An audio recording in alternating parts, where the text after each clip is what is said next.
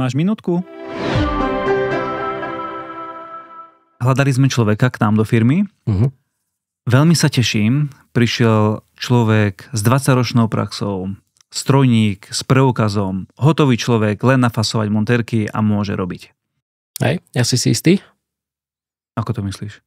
No, ja viem, že ty máš zavedený systém aj na sledovanie odborných spôsobilostí a následných požadovaných školení, ale si istý, že tak bolo aj u tohto nového zamestnanca? V minulosti? V minulosti, no. A prečo by ma to malo trápiť? Tak je to veľmi dôležité mať celú tú históriu tej jeho odbornej spôsobilosti zdokladovanú jednak z pohľadu školení, jednak z pohľadu zdravotnej spôsobilosti.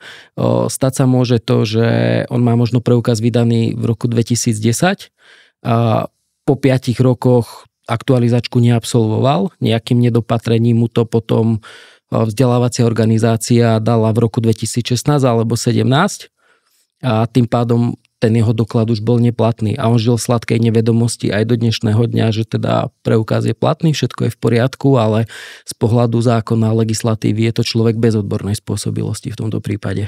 Tak čo navrhuješ? Tak ak to nevieš vydokladovať a nie si na 100% istý, že je to v poriadku, tak najjednoduchšie riešenie je mu urobiť základný kurz a vydať nový preukaz. OK.